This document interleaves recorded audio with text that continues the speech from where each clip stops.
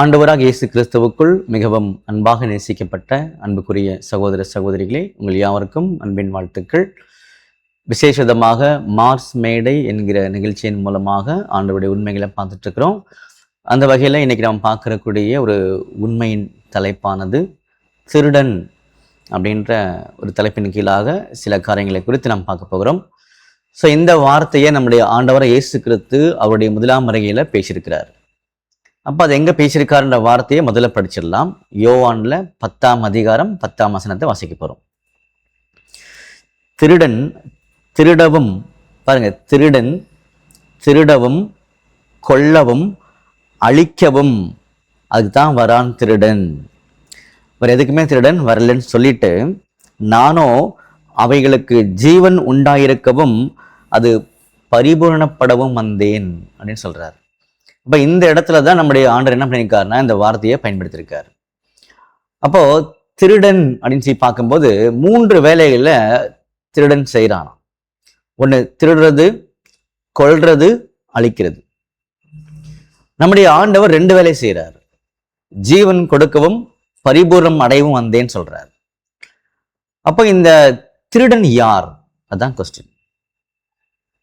அப்போ ரொம்ப தூரத்துல சிந்தனையை கொண்டு போகாம ஆண்டவர்கிட்டே நம்ம கேட்போம், ஆண்டவரே யார் ஆண்டவரே திருடன் அப்படின்னு சொல்லி பார்க்கும்போது பாருங்க, 8ஆம் வசனம் படிக்கலாம்.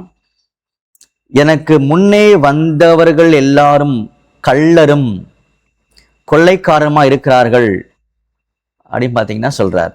ஆடுகள் அவர்களுக்கு செவி கொடுக்கவில்லை. அப்ப எனக்கு முன்னாடி வந்தவங்க தான் அப்படின்னு சொல்லி இங்க சொல்றாரு. ஒரு அருமையான ஒரு பாயிண்ட் அங்க கிடைச்சிருக்கு நமக்கு. அப்ப இவருக்கு முன்னாடி வந்தவங்க யாரு? அப்ப அவங்க தான் திருடனா இருக்கணும். அப்போ அவங்க தான் யாருன்னு சொல்லி பாத்தீங்கன்னா கள்ளரும் கொள்ளைக்காரமா இருக்கிறார்கள் தெளிவா சொல்லிட்டாரு. அப்ப நம்முடைய ஆண்டவருக்கு முன்னாடி வந்தவங்க.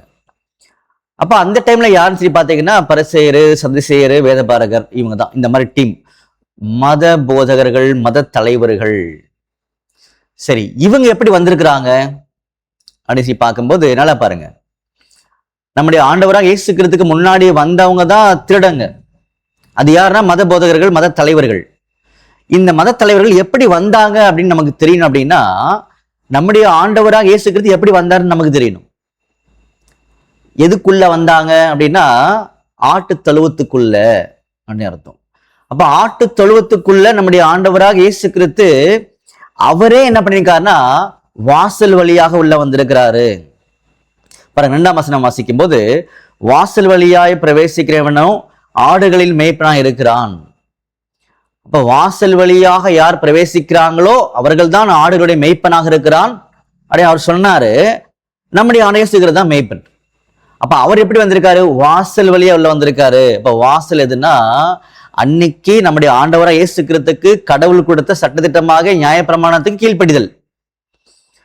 அப்போ கடவுளுடைய சட்டத்துக்கு கீழ்ப்படிந்துதான் என்ன பண்ணிருக்காருன்னா ஆடுகளை வெளியே கூட்டிட்டு போகிறாரு நம்முடைய ஆண்டவர் இயேசு கிறிஸ்து. இந்த வழியில வராதவங்க எல்லாரும் பாத்தீங்கன்னா அன்னைக்கு இருந்த மத தலைவர்கள். அவங்க எந்த வழியா வரலன்னா வாசல் வழியா வரல. அப்படின்னா நியாயப்பிரமாண சட்டத்துக்கு அந்த சட்டம் சொல்லுகிற மாதிரி கீழ்ப்படியாம வந்தவங்க தான் அந்த மத தலைவர்கள். அவர்கள் தான் திருடர்கள். ரொம்ப தெளிவாக அங்க சொல்லி காமிச்சிட்டாரு. 3 வேலையை அவங்க செய்துட்டாங்களாம்.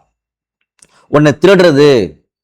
அப்போ நியாயப்பிரமாணத்துக்கு, அதாவது தேவனுடைய தெய்வீக சட்டத்துக்கு அதற்கேற்றபடி கீழ்ப்படியாமல் யார் யாரெல்லாம் உள்ள வராங்களோ, பிரசங்கம் பண்றாங்களோ, ஜனங்களை கொள்ளையிடுறாங்க, திருடுறாங்கன்னு அர்த்தம். 1. 2வது திருடவும் கொல்லவும். 2வது பாயிண்ட் கொல்றது. அப்படின்னா ஜீவன் அவைலபிள், ஜீவனுக்குரிய வாழ்க்கை கையில இருக்குது. எது? ஆண்டவராக இயேசு கிறிஸ்துவின் ரத்தத்தை விசுவாசிக்கிறதுனால ஜீவன். இது நியாயப்பிரமாணத்திலே சொல்லப்பட்டிருந்துச்சு. அன்புக்குரிய சகோதரிகளே, இந்த உண்மைகள் தெரியாம பிரசங்கம் பண்ணிட்டாங்க அவங்க, அதனால ஜனங்களை கொன்னுட்டாங்க. சரிங்களா? அதுக்கப்புறம் பாத்தீங்கன்னா தேவன் கொடுத்த எல்லா ஆசீர்வாதமும் ஆண்டவர் இயேசு கிறிஸ்து மூலமா அங்க இருந்துச்சு, அவைலபிளா ரெடியா இருந்துச்சு. அவரை புரியாம என்ன பண்ணிட்டாங்கன்னா அவரே கொன்னுட்டாங்க, ஜனங்களை அழித்து விட்டார்கள், அந்த பிளஸிங்ல இருந்து அழிச்சிட்டாங்க. அப்ப அன்னைக்கு இருந்த மத தலைவர்கள் திருடர்கள், யூத மத தலைவர்கள் திருடங்க அப்படின்னு அவர் சொல்லிட்டார். 3 காரியத்தை பண்ணிட்டாங்களாம். திருடுனாங்க, கொன்னாங்க, அழிச்சாங்க. அப்போ கீழ்ப்படியாதனால ஜனங்களை திருடினார்கள். கீழ்ப்படியாதனால ஆண்டரை பத்தின உண்மைகள் அவங்களுக்கு புரியாதனால, தெரியாதனால, மறுதளிச்சதுனால ஜனங்களை ஜீவனுக்குரிய வாழ்க்கையிலிருந்து வெளியெடுத்து கொண்டுட்டாங்க. ஆண்டவர் மூலமாக எல்லா ஆசீர்வாதமும் வாக்குத்தத்தம் பண்ணப்பட்டிருந்துச்சு. அது புரியாம ஆண்டவர் கொண்டதுனால ஜனங்களை முற்றிலுமாக அழிச்சிட்டாங்க இந்த யூத மத தலைவர்கள், அவங்க திருடங்க. ரெண்டாவது வகையில இன்னைக்கு யார் திருடர்கள் அப்படின்னு சொல்லி பார்க்கும்போது, இன்னைக்கு இருக்கக்கூடிய கிறிஸ்தவ மத போதகர்கள், தலைவர்கள், கிறிஸ்தவ மத தலைவர்கள் தான் திருடர்கள். அவங்க தான் திருடங்க, அவங்க தான் கொலை பண்றவங்க, அவங்க தான் அழிக்கிறவங்க. ஏன், எதனாலன்னு ஒரு கொஸ்டின் வரும் இல்லையா?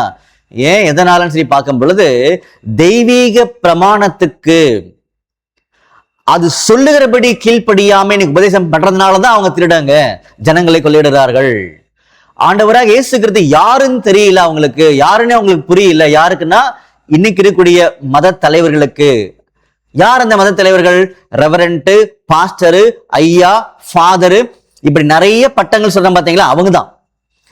அவர்கள் தான் கொள்ளுகிறவர்கள், திருடர்கள், அழிக்கிறவர்கள் அப்படின்னு பாத்தீங்கன்னா இங்க தெளிவா சொல்லப்பட்டிருக்கு. கம்பேர் பண்ணி பாத்துக்கோங்களேன்.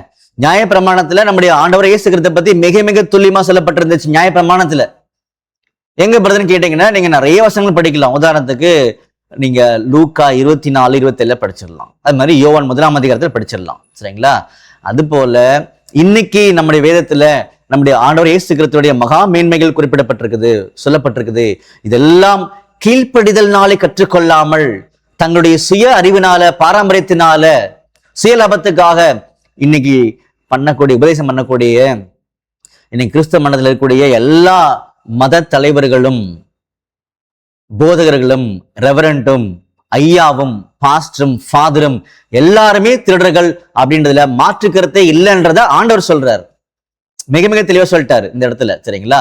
அப்ப அந்த வகையில இவங்க எல்லாமே திருடர்கள்.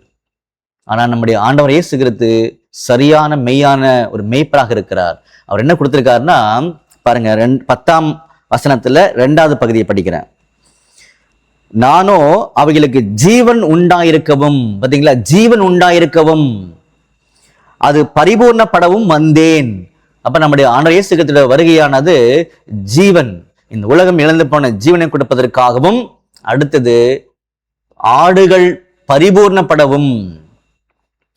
அப்ப ஆடுகளுக்கு முதல்ல ஜீவனை கொடுக்கவும், அதுக்கப்புறமா ஆடுகள் பரிபூர்ணப்படவும். 2 முக்கியமான ஆக்டிவிட்டி இருக்குது அன்புக்குரிய சகோதரிகளே.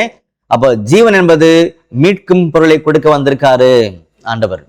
அதுக்கப்புறமா யார் யாரெல்லாம் வேதத்தின் அடிப்படையில ஆண்டவருடைய ஜீவனை அங்க புரிந்து பிதாவினால பெற்றுக்கொள்கிறார்களோ அடுத்து அவங்க பரிபூர்ணப்படணும்.